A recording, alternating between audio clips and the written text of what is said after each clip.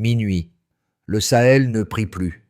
Il se met en marche. En 48 heures, l'Alliance des États du Sahel, planifiée sans généraux étrangers ni tableau blanc, a cartographié ses dunes, armé ses drones locaux, fait rugir les SR-5, brisé la mobilité des motos, coupé le carburant, coordonné Bamako, Niamey et Ouagadougou, refermé le couloir terroriste qu'on disait interminable, et montré que l'on pouvait décider, frapper et tenir sans autorisation extérieure.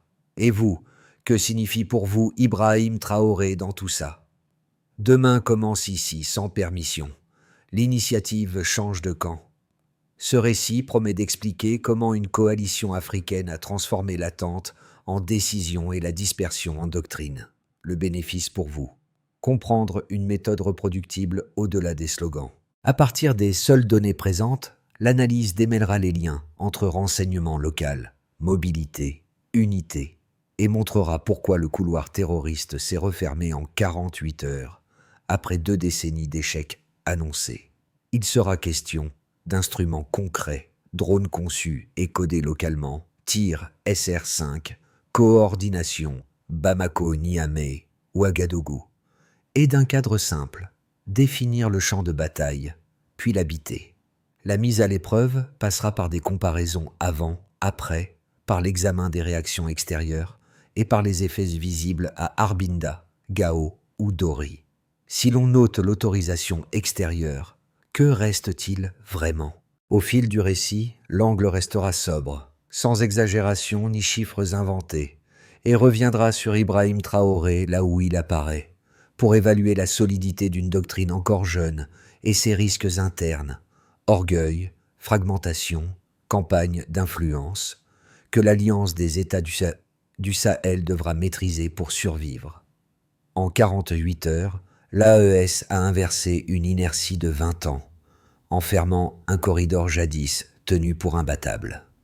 L'opération s'est déroulée sans commandement extérieur, voie des drones locaux et des tirs SR-5, coordonnés entre Bamako, Niamey et Ouagadougou. Le contexte immédiat est un Sahel lassé d'attendre, après mission et promesses dissoutes dans la chaleur et la confusion. À Arbinda, Titao et Gao, l'attente devient routine. À Dori, un sergent note « Nous nous battons, il compte que les morts ». En 2000 titre, les visages cèdent la place aux chiffres. Plus de 2,5 millions de déplacés, province vidée, enfants connaissant le bourdonnement des drones avant la pluie. L'AES naît dans la poussière de 2024, symbole pour l'extérieur, mais dedans, une écriture à l'encre de survie. Des ingénieurs à Niamey conçoivent donc des réseaux de drones. Des codeurs à Bamako battent des canaux chiffrés. À Ouagadougou, Ibrahim Traoré réunit ses commandants sous une ampoule nue. Si nous partageons la douleur, nous partageons le commandement. Début octobre 2025, autour de Tindiban, satellites et interceptions parlent. Moto, cache d'armes, dépôt de carburant. Décision. Nous définirons le champ de bataille. À l'aube, des drones locaux repèrent des signatures thermiques. Les batteries burkinabè déclenchent des SSA-5. La mobilité adverse se fracture. Le carburant brûle. Les communications se taisent. À midi, les combattants jadis mobiles sont aveuglés et encerclés. L'aviation malienne frappe au guidage local. Des unités nigériennes se referment, pilotées par les flux vidéo du réseau AES. Chaque mouvement est local. La doctrine s'énonce par la chaîne renseignement, mobilité, unité, non par des tribunes. En fin d'après-midi, les ruines livrent des traces de réseaux transfrontaliers. Dans les villages, des foules se rassemblent. À la radio, l'Afrique se défend. La soirée s'achève sans triomphalisme. Nous ne nous battons pas pour les applaudissements. Nous nous battons pour que nos enfants dorment. Non, souffle-t-on. Ce schéma avant, après, cadrera la suite. Comment une maxime tactique devient doctrine? Comment se déploie la réaction extérieure? Et où se situent les fragilités d'un succès né dans l'urgence? Le fil conducteur de cette bataille n'est pas une abstraction militaire, mais Une série d'individus rendus à la décision. Au centre, Ibrahim Traoré, silhouette fatiguée sous une lampe nue, partage avec ses homologues du Mali et du Niger une phrase qui deviendra mot d'ordre. Nous définirons le champ de bataille. Autour de lui, les officiers ne consultent ni experts, ni conseillers étrangers. Ils écoutent le désert, les transmissions et le souvenir des échecs passés. Dans l'attente, les cartes se déroulent comme des prières. Les voix s'éteignent, les ordres se murmurent. À ce moment précis, le Sahel cesse d'être spectateur. Il agit. Sur le terrain, les premiers drones, conçus à Bamako et Niamey, s'élèvent avant l'aube. Leur bourdonnement remplace la peur. La technologie, née de la contrainte, devient instrument d'autonomie. Chaque image transmise resserre la coordination. Les batteries burkinabées frappent, les blindés nigériens avancent, les frappes maliennes ferment les routes. L'impact humain est immédiat. Des villages entendent le tonnerre, non comme une menace, mais comme une délivrance. Un vieil homme d'Arbinda dira plus tard « En quelques minutes, la mobilité ennemie s'est effondrée. » À la radio, les analystes hésitent. Miracle ou méthode? Pour ceux qui vivent cela, c'est un basculement. Le champ de bataille n'est plus défini par la peur, mais par la compétence. Dans les heures suivantes, les soldats se regardent en silence. Pas d'euphorie, seulement la conscience d'avoir repris le contrôle de leur propre récit. Et derrière chaque ordre, une idée simple se dessine. Si l'on peut s'unir pour frapper, on pourra s'unir pour bâtir. Tout commence par un silence, celui d'un désert qui retient son souffle. Sous les étoiles de Tindiban, Ibrahim Traoré se penche sur un moniteur vacillant. Autour de lui, 3 uniformes, Mali, Niger, Burkina Faso. Pas de traducteurs, pas de conseillers étrangers, seulement des officiers qui ont trop perdu pour attendre encore. L'ordre tombe comme une prière. Nous définirons le champ de bataille. À 3 axes quintes, les drones conçus et codés localement s'élancent. Leurs caméras thermiques captent la chaleur des motos et des tentes ennemies. Aucun compte à rebours, aucune fanfare, seulement la résolution. Des batteries burkinabées déclenchent leur CR5. Le ciel se zèbre d'arcs orange. Quelques secondes plus tard, la terre tremble, l'horizon répond. Les villages voisins s'éveillent, Yugon, non dans la panique, mais dans la stupeur d'une riposte venue de chez eux. Un vieil homme murmure. Cette fois, la terre s'est battue. Au lever du soleil, la première vague de roquettes détruit la mobilité ennemie. Les motos deviennent des torches. La deuxième frappe les dépôts de carburant et les tentes de communication. À midi, les combattants de Djanim sont encerclés. L'aviation malienne intervient, guidée non par satellites étrangers, mais par les signaux AES. Les blindés nigériens avancent, synchronisés par des drones cryptés. Chaque mouvement est calculé, chaque commande locale. La doctrine s'écrit dans la poussière. Intelligence, mobilité, unité. À Bamako, Niamey, Ouagadougou, les centres de commandement suivent que les flux vidéo. Aucun ordre extérieur, tout part du terrain. Les soldats rient à peine, mais leur regard change. Ils comprennent que cette guerre n'appartient plus à personne d'autre. À l'après-midi, les ruines révèlent les traces des trafics anciens, fusils étrangers, disques durs reliant les groupes armés aux routes du Soudan et de la Libye. Les opérateurs notent. Les données serviront de preuve plus tard. Le soir tombe. Les dunes fument encore. Traoré, couvert de poussière, observe les écrans. Les signaux ennemis se taisent. Un à un. Les communications occidentales s'affolent. Les chaînes d'information cherchent des sources. Mais aucune ambassade ne peut commenter. Le désert, cette fois, répond seul. Dans les villages, les foules se rassemblent. À la radio, une phrase se propage. L'Afrique se défend. Partout, les visages se lèvent. Les femmes lancent des foulards dans l'air, les vieillards pleurent. Ce n'est plus de la politique, c'est de la délivrance. Ibrahim Traoré s'adresse alors à ses commandants. Nous ne nous battons pas pour les applaudissements, mais pour que nos enfants puissent dormir. Ces mots traversant la nuit, repris par des radios improvisées, gravés sur des murs d'école, murmurés dans les files d'attente. L'événement, né en quelques heures, devient déjà une leçon. Le Sahel n'attend plus, il agit.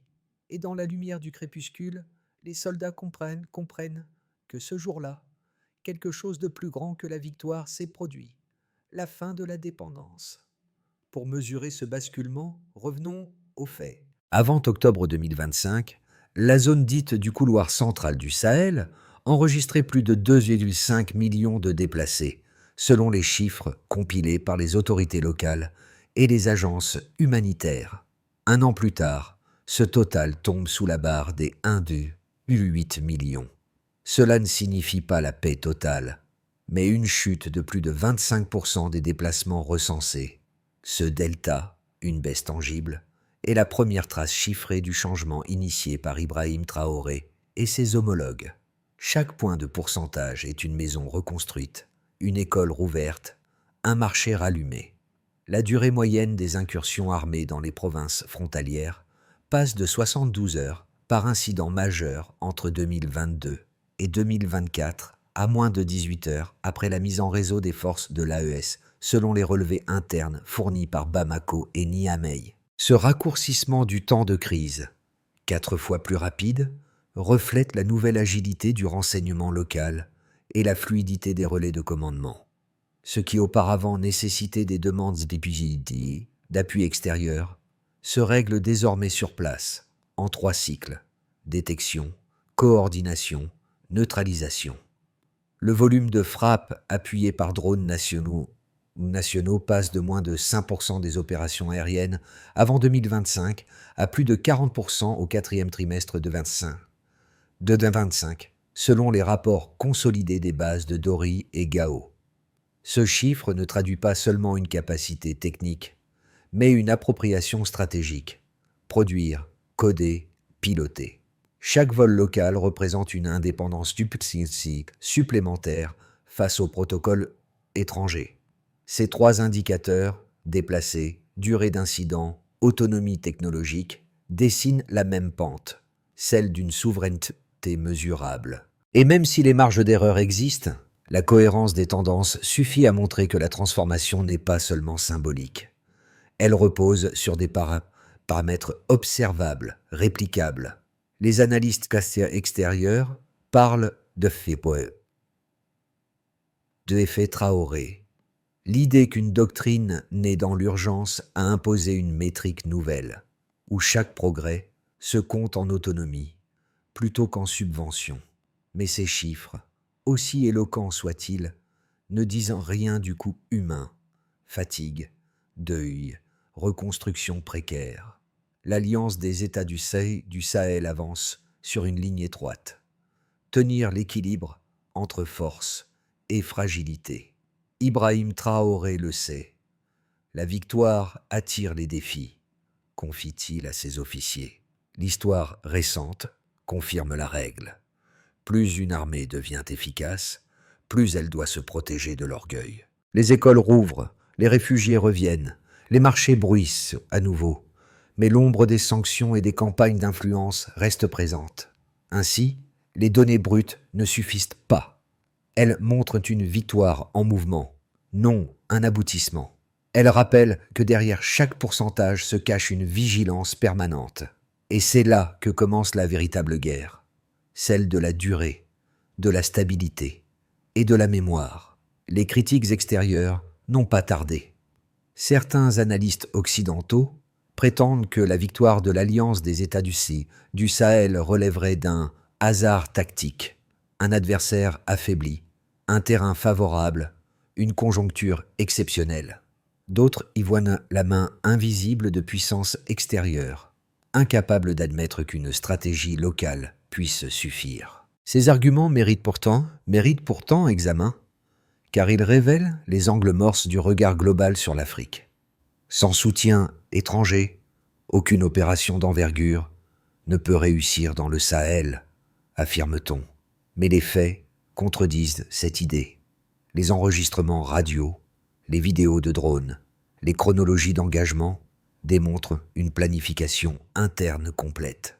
Les drones bourpeinture conçus par des ingénieurs de Bamako et Niamey, les tirs coordonnés entre commandements africains, les décisions validées sans intermédiaire. Le succès n'a pas été donné. Il a été structuré et mesurable par les indicateurs déjà cités. La victoire serait éphémère, car l'unité militaire ne survit jamais à la politique. Avance-t-on encore?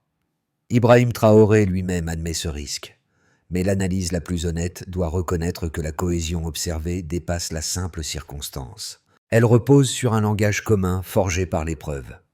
3 pays, une doctrine, un champ de bataille défini collectivement. Cette cohésion, pour fragile qu'elle soit, constitue déjà un précédent historique dans une région jadis fragmentée par les tutelles. Le contre-argument le plus fort vient du terrain, les populations. Dans les villages libérés, les habitants n'ont pas fêté un drapeau, mais une responsabilité retrouvée. Ce n'est pas du triomphalisme, mais une forme de soulagement actif. Et là réside le cœur de la doctrine Traoré. La souveraineté n'est pas une posture, c'est un travail quotidien. Ainsi, le scepticisme étranger, souvent fondé sur la peur de l'instabilité, confond autonomie et isolement. Ce que prouve le Sahel, c'est qu'un peuple peut définir son propre ordre sans rompre avec le monde. Les données, les voix, les images convergent. Ce n'est pas un miracle africain, c'est une méthode. Et la question n'est plus si, mais quand d'autres suivront ce modèle. Le Sahel ne demande plus, il déclare. Ce basculement marque un tournant.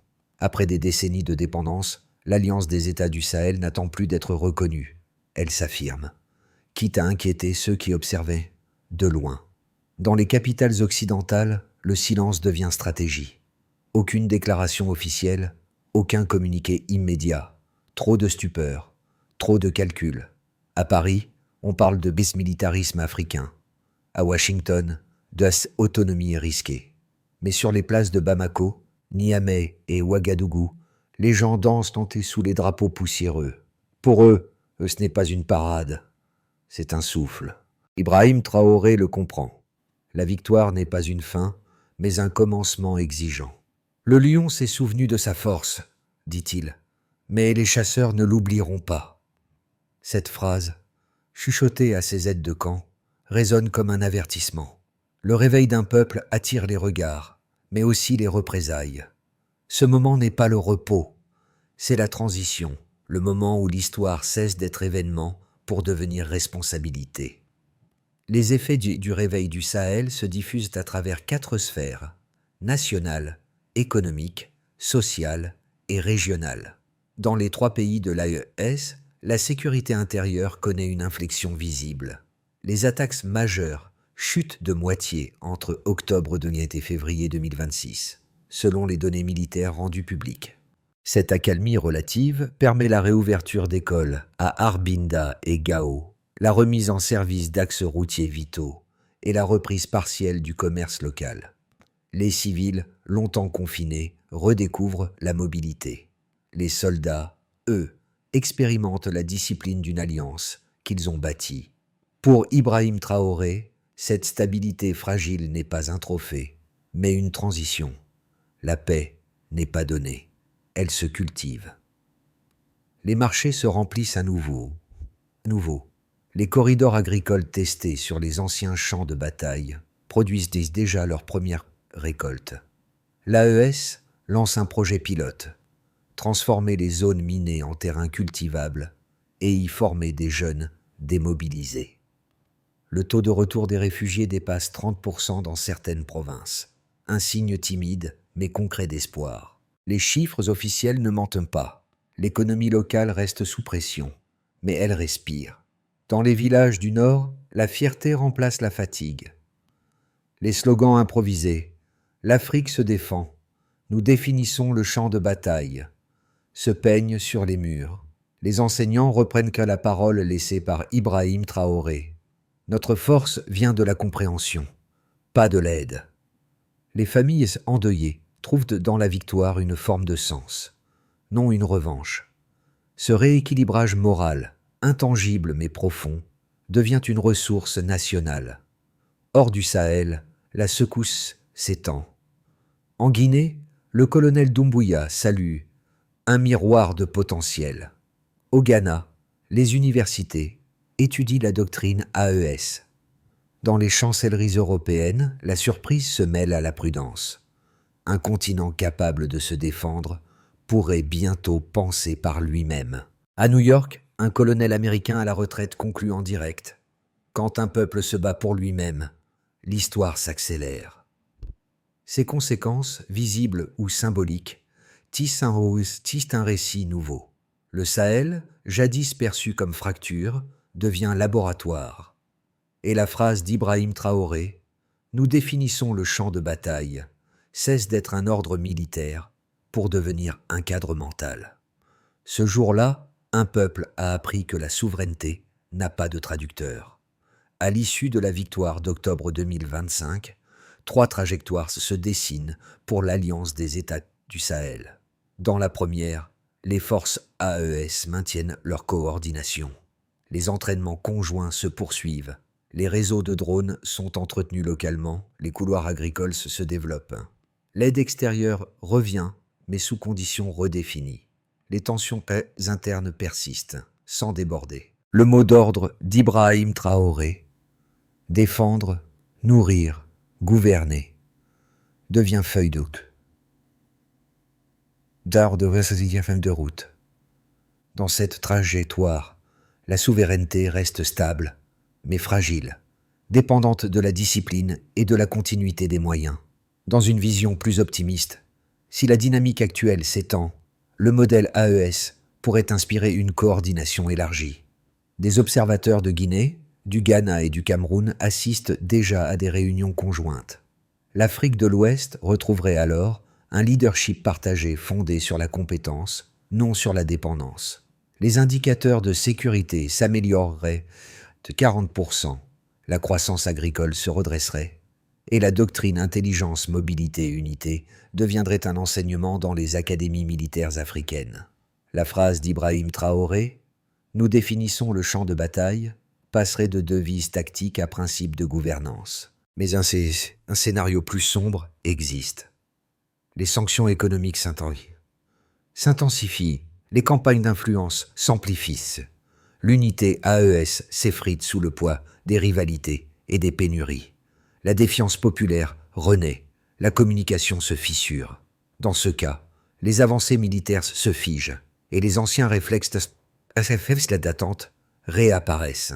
Le risque majeur, que la victoire de Tindiban soit reléguée au rang d'épisode héroïque sans héritage durable. Entre ces 3 chemins, le facteur décisif sera la mémoire collective. Une doctrine ne survit pas aux hommes si elle n'est pas transmise. Le prochain défi du Sahel n'est pas d'élargir son territoire, mais d'élargir sa conscience politique. Si l'équilibre entre dignité et vigilance tient, alors la souveraineté cessera d'être événement pour devenir culture. Ce récit n'est pas seulement militaire, il parle de nous, de la place que chacun occupe face à la dépendance. Ibrahim Traoré l'a dit sans emphase. Notre combat, c'est d'apprendre à nos enfants que la force ne vient pas de l'aide, mais de la compréhension. Dans cette phrase, il y a plus qu'un programme politique, il y a une philosophie de dignité. Pour ceux qui vivent de loin du Sahel, cette histoire agit comme un miroir. Elle interroge le confort de l'attente, la facilité de croire que les solutions viennent toujours d'ailleurs.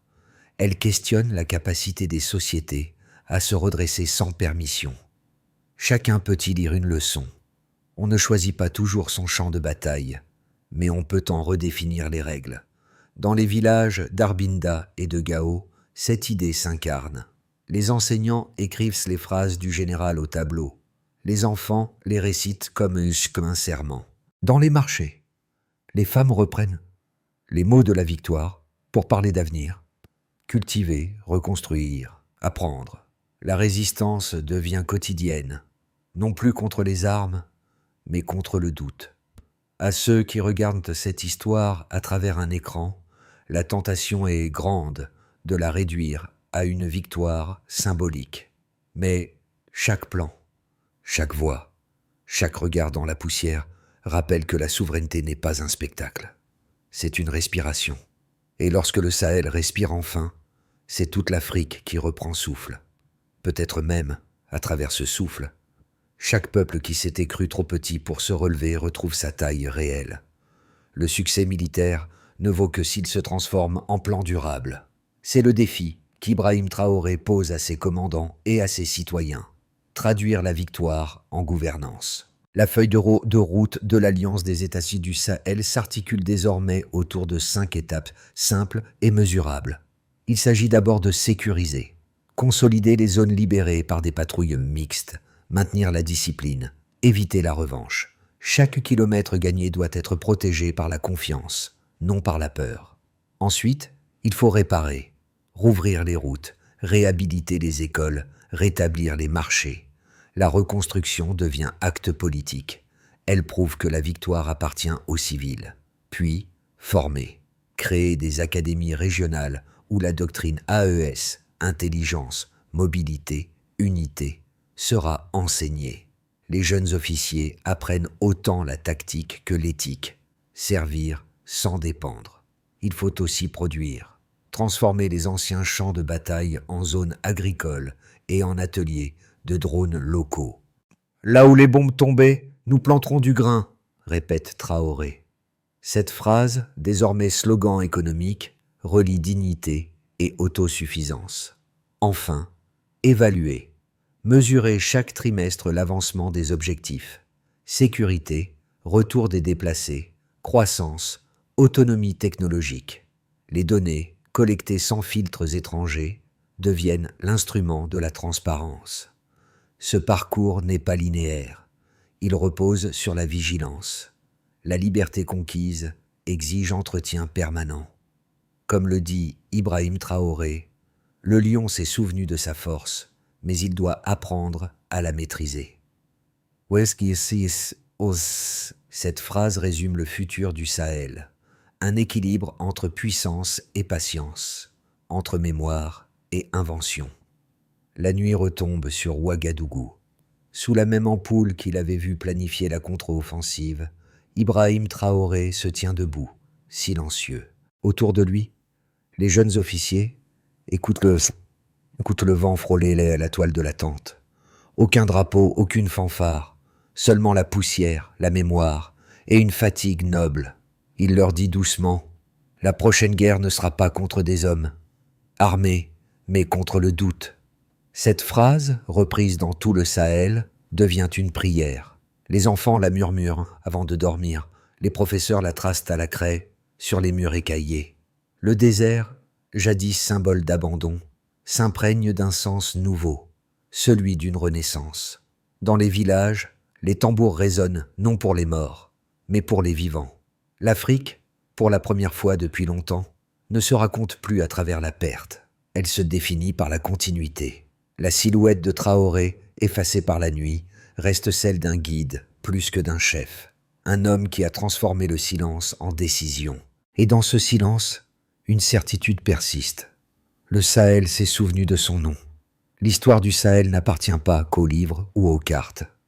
Elle appartient à ceux qui, chaque jour, refusent de se taire. Ce que Ibrahim Traoré et ses compagnons ont prouvé dépasse la victoire. C'est une invitation à la dignité partagée.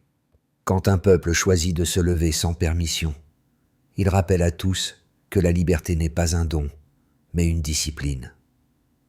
Cette histoire n'appelle ni triomphe, ni rancune. Elle invite à comprendre, à débattre, à apprendre de ce moment où l'Afrique s'est regardée en face. Car la souveraineté du Sahel ne se mesure pas seulement en kilomètres repris, mais en mentalité changée.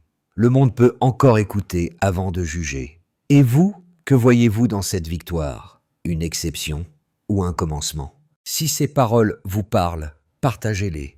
Pas pour le spectacle, mais pour la mémoire, Parce qu'à chaque fois qu'une terre oubliée se souvient de sa valeur, l'humanité entière s'équilibre un peu plus. Le Sahel s'est relevé. À chacun maintenant de garder cette lumière vivante